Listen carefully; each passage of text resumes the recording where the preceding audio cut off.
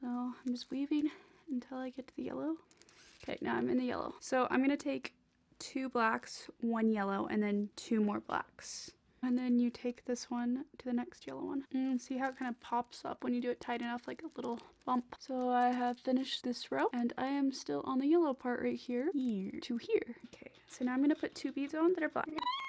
So I'm on this yellow right here, and I'm going to go to this one right here. You'll kind of see the shape. So here's the start of it, and then I'm gonna put 2 and then go to that one. Okay, now I'm gonna put 2 more on, and then I'm gonna go down the yellow one again, and this yellow one. You see how there's an X now? 2 more on and go here, 2 more on and go here, and they'll all fold down and become little X's. Just keep doing 2, 2, and you make them all into tiny little X's from yellow bead to yellow bead. And you just keep going along and doing that. Okay, so I did the last one on this row. It's kind of starting to pop up, so I'm gonna weave it down to this yellow one right here and start to create the next layer of pop-ups. Also tie it at this layer because I have a whole set that are popped up right now. Sometimes people, they just tie a bunch just to make sure everything's extra tight. So I'm gonna go ahead and tie it. Actually, I'll go back one to tie it because I don't really like tying it near the yellow just in case I add more or do something. So I'm gonna go down to the yellow and just do what I did at the beginning where I take 2 black beads, 1 yellow, and 2 black beads. This yellow, which is down at the bottom, to this yellow, which is down at the bottom. And you see how so many strings are like kind of intertwining into one area? There's these ones and these. That's why I try to avoid knots in the middle areas and try to knot like somewhere over here, like here, because it gets complicated when you're trying to like go through there when there's a bunch of strings and a knot. Here's what I just did right here. Here's my little X. Now I'm just gonna carry on and do some more like that. So now I'm at the end. See, I got this. And then you just repeat what you did up there. Okay, so I have this part done. I decided at the last minute to just make it a little bit more chaotic and random because I have 2 cuffs already kind of similar to this. First, I'm going to add the perler so that I know exactly where it's located, so I can add the chaotic randomness everywhere else and not have to deal with worrying about where it's going to be. So yeah. So I may have lost my needle, so I'm gonna have to find a different way to go about this. I'm using a tack right now to make the hole bigger. I'm heating up the tack. I got it! So this is more like actual candy making. Stuff just goes wrong sometimes in life and stuff in general, and you just kind of work with it. So I poked it through here, and then I went across. And now I'm gonna go down here and then go all the way over here to where it's gonna go back through. So I'm going over more to here and then going up so it will be facing this direction to pierce it. Okay, so I got it through over here.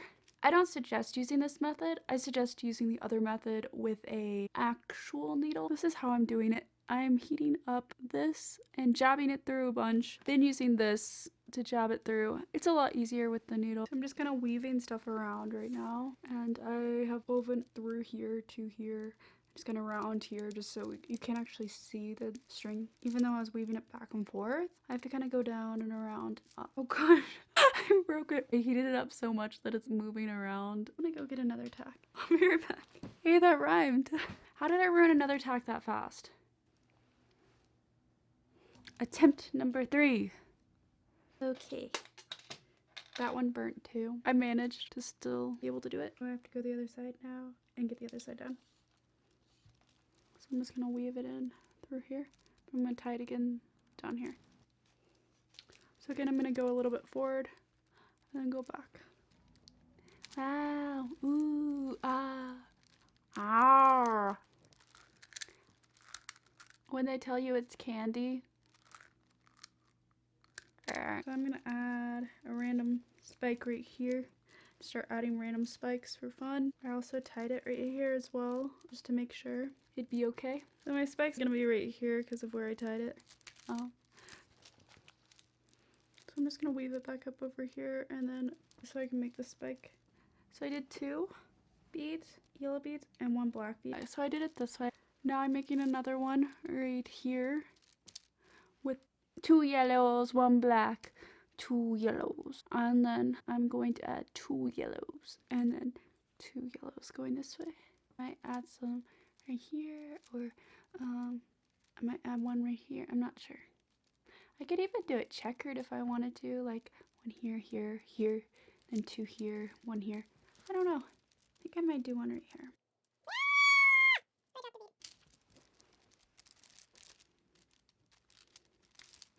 So there's these here, and then I kind of weaved around and decided to go back up here. So I'm like one thing away and up. And I'm making a spike over here. So here's how it looks so far. You don't have to do them in the same order as me. I just really like chaotic looking, asymmetrical type stuff. I think I said one right here. Yes. So it looks kind of symmetrical with this. So it looks like this right now. I actually really like it. Okay. So I have this here so far. I can't decide if we want it here or if we want it in here. I think I'm going to do it here because it's somewhat symmetrical. But see how this one goes like this? And this one's going to go like this. And this one like this. But it's not really symmetrical, but it's somewhat symmetrical. So it makes it asymmetrical. If that makes sense. And finish it. I am almost done.